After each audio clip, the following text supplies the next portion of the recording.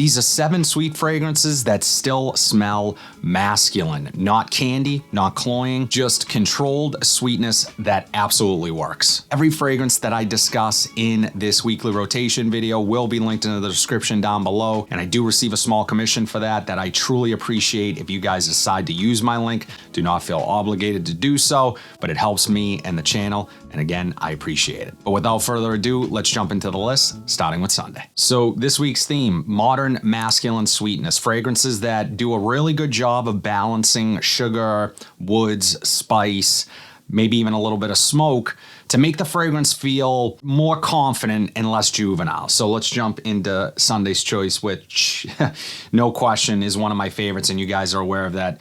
By this dent, you can tell the scent we are talking about is Jean-Paul Gaultier's Le Beau EDT. Now, typically I would not reach for this one in the dead of winter, which we are in right now. But guys, there was just something about it. It was looking at me. I was like, you know what? I haven't worn this since the summer. Let's give it a shot. The sweetness here comes from coconut and tonka mainly, but it's balanced really well because of the woods here. And the woods add a nice grown-up feel to it, I guess. This fragrance at one point for me was even smelled a little bit youthful, but by today's standards, not so much anymore. I think this is a classic. I also appreciate this one more than the Eau de Parfum because that one, yeah, it smells great. It just doesn't sparkle as much, or it's not as effervescent. It doesn't pop off on my skin as much. So in situations where I find myself wearing this one, I usually evenings out in the summer. That's when I like to reach for this one. But the day that I wore it, it just took on this whole new life in the colder weather. It was just that tonka really stands out. It's a little bit powdery, clean smelling. It has a freshness to it. It just works. Easy wear, high mass appeal effect, zero effort needed here. It's going to smell great. You're probably going to get a compliment or two because it is that pleasing to the people around you. For me, works better in the warmer months. And yeah, the projection and longevity isn't great, but for the first hour and a half or so, 2 hours, the projection for me with the EDT is really good. Summer night out, I might be out to dinner or something for like 4 hours max. And that's all I need this to perform. 4 hours, that's it. That's the beauty of some of these fragrances. Either you can wear one that lasts 12 hours or you can wear one that lasts 4. Sometimes you can mix up and wear a couple, 2, 3 in the same day.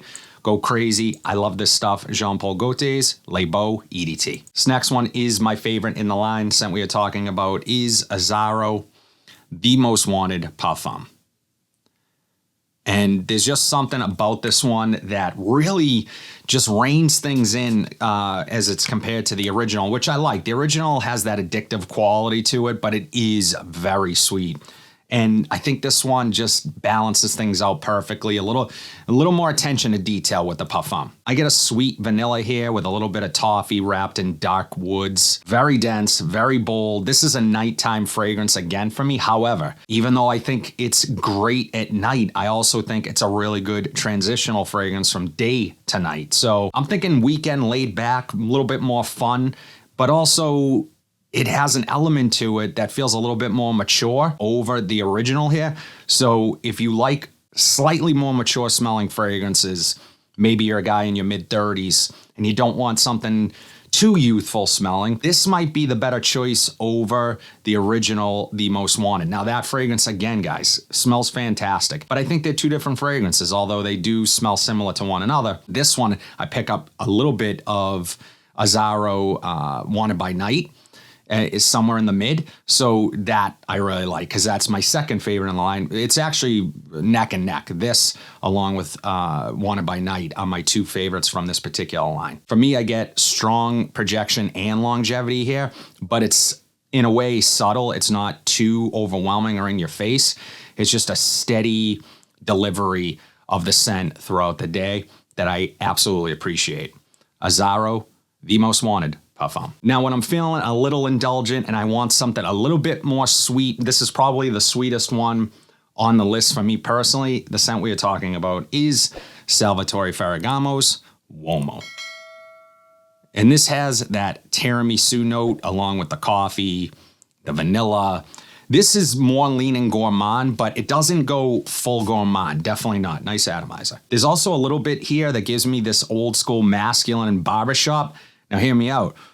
it's a freshness. It's maybe a little bit of lavender, and it's there throughout the life of the fragrance. So although I get some gourmand leaning nuances here with that coffee and tiramisu note, that freshness remains. And I think it just does the trick. It doesn't make this ever feel like it's too sweet, and it's dangerously close, depending on your nose and what you sort of perceive as sweetness. By today's standards, most of the fragrances being released are way sweeter. So this, to me now, is all the more important to having in the collection, because for me, it scratches that itch a little bit for that gourmand leaning scent, but also has enough freshness and masculinity here to be able to wear this pretty much in more situations than not, especially in the wintertime. Now, I know Signature gets all the love, but don't forget about the OG. This is damn good too. Salvatore Ferragamo's Uomo. This next one, top 2 Elixir fragrances, scent we are talking about, is Gucci Guilty Elixir. And you guys know I've talked about this fragrance a bunch on the channel, and for good reason. It's freaking awesome. This is one of the best fragrances in my collection, and if you haven't tried this one, you need to. The sweetness here is more resinous and smooth. It's not sugary in any way. For me, it feels more polished, sensual, more niche leaning than anything else that is from this particular Gucci Guilty line. So they really made a unique fragrance, in my opinion. The orange blossom here, the vanilla, standout notes. This thing is just amazing. It's a grown man scent that in a way still feels indulgent. It is a monster performer. I mean, long lasting, big projector, easy to overspray, but also super versatile. You can wear this out for dinner, date night, or you could wear this to work, the office. I mean, it is a little bit pricier, but for me, I think that it is so well done and such a good performer. You are getting the total package here. So I always suggest testing it, because again, this is not a safe fragrance in the sense of what you might expect from the Gucci Guilty line. Not that it's not mass appealing and people aren't going to like it on you. I don't think it's super challenging, but if you're expecting the usual from the Gucci Guilty line, you need to get your nose on this. Go to, Macy's, Nordstrom, whatever, try it and see what I'm talking about. Amazing scent. Gucci Guilty Elixir. This next one was actually a pleasant surprise, and if you guys haven't watched my most recent rack store pickup, you need to go check out that video. It was a little more of a vlog style video, and I hope you guys liked it. Let me know, and I'm also doing a giveaway on this scent in that video, so now you gotta go check out the video. Scent we're talking about is Lattafa Asad Elixir. And yeah, I said Asad, and some people say Asad. I think it's so strange when someone feels compelled to correct someone's pronunciation in the comments. So I appreciate it, but I can't continuously just adjust my pronunciations based on what people tell me. It's just, I heard it said that way before by someone I trust, and they said it's pronounced Asad and not Asad. Whatever. I digress. So this scent though, it is an ambery, spicy vanilla, a little bit boozy. There's a suede note here. This thing was a pleasant surprise. It's darker, it's heavier, it's a little more intense than what I think people might be expecting from this particular line of fragrances. It's also quickly become my favorite from all of them. Now, I do appreciate the original Asad. I think that's a nice one. However, it's not one that I reach for that often. There's just others that I prefer over that scent, but I do appreciate it. I think it's a good fragrance, especially for what you're spending. Now, this one, on the other hand, it just feels much more refined than most of the others in the line. Bourbon is probably the second most refined behind this, and they're sort of neck and neck in terms of overall quality. Some people have spotty performance issues with bourbon, but I can say with full confidence in this one that I got all-day performance. And I was surprised by that initially because it never felt overwhelming. It just was subtle and it was there.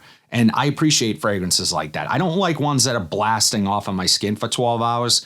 This was much more subtle. Every so often, I would just get a waft of it and thought it smelled really great. So again, the sweetness here, well balanced with smoke, resins, a little bit of incense. So yeah, this thing is nice. I hate to say for the money. I think just you're going to like it. More often than not, I think if you've been in this hobby for a while, this fragrance, although slightly more challenging than maybe others from this line. Actually, the original was really polarizing. You either love or hate that scent. I think you're going to like this one. I think it's really good. I'm doing a giveaway on it. Go check it out. Lattafa, Asad, Elixir. So on Friday, I had to go with something called Friday Edition. The scent we are talking about is El Ganso Friday Edition. And if you guys haven't tried this one, you really, really need to. If there's any fragrance on this list and budget is a concern, this is by far one of the more budget-friendly fragrances that I own, that I recommend to people.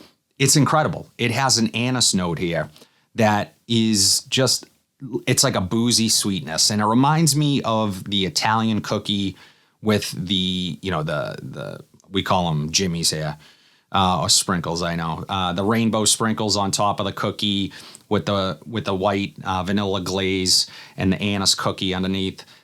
I love these cookies. I will like throw them back like Tic Tacs. They're amazing. If they're in the house, they're gone like within a day. So, and my wife makes them from time to time, and it just reminds me of that. So yeah, it smells like a cookie, but again, it also has a freshness here that really just makes everything work in harmony. It's casual, it's relaxed, it's refined. It really smells put together and clean. And for a sweeter fragrance with an anise note and a little bit boozy, this one I would find myself wanting to wear all the time. So that might not sound like it's that versatile. For me, it is. I think it's great. You guys need to get your nose on it. Friday Edition from El Ganso. Finally, on Saturday, super cold here in Boston. Arctic blast, minus 10 degrees with wind chill, brutal. I needed to reach for this one. The scent we are talking about is Goldfield and Banks, Silky Woods. And this, again, the sweet note relies on the vanilla here. It's very creamy and smooth. Love that atomizer. This stuff is just addictive as hell. Luxurious, smooth, extremely well blended. Silky Woods. I mean, the name could not be any more applicable here. It feels confident, calm, and expensive without being loud. This is gentlemanly. You can pull this off. Any guy can pull this off. And actually, I think it has this kind of fun vibe about it. I don't know what it is, but it's not too buttoned up or serious. So although you could easily wear this to like a dressed up event, you could also wear this very casually watching the Pats game on a Sunday, watching the Pats hopefully beat the Denver Broncos. But my Pats, I think they got it. So let's see how this ages. But nonetheless, this fragrance is incredible, and one that I'm also a big fan of. Another fragrance, Bohemian Lime from Goldfield and Banks. Makes me want to smell everything that the house has to offer. They are really well done fragrances, and I think really well priced. So yeah, check them out. But this one, I know there is a maybe a parfum version or an extrait. I'm not sure the designation for it, but I'm happy with this one. I'm not in a rush to try that one. I like to enjoy what I have before I just try the newest flanker that all they're really changing in it is the the concentration designation. But I trust a lot of you guys, and you have said it is different enough to own both. So eventually I will try that one. But for now, I'm really loving this one. Silky Woods from Goldfield and Banks. That's it, guys. All 7 fragrances that I wore every single day last week. As always, would love to know what your weekly rotation was. Drop it in the comment section down below. I always love hearing what you guys are wearing. And just as a reminder, go over to my last rack store pickup video. In the description, you're going to find how to enter to win Lattafa Asad Elixir. So would love for you guys to go over, check out that video, enter, and I will be doing a giveaway on that scent. But until then, have a fantastic week, and I'll see you in the next video.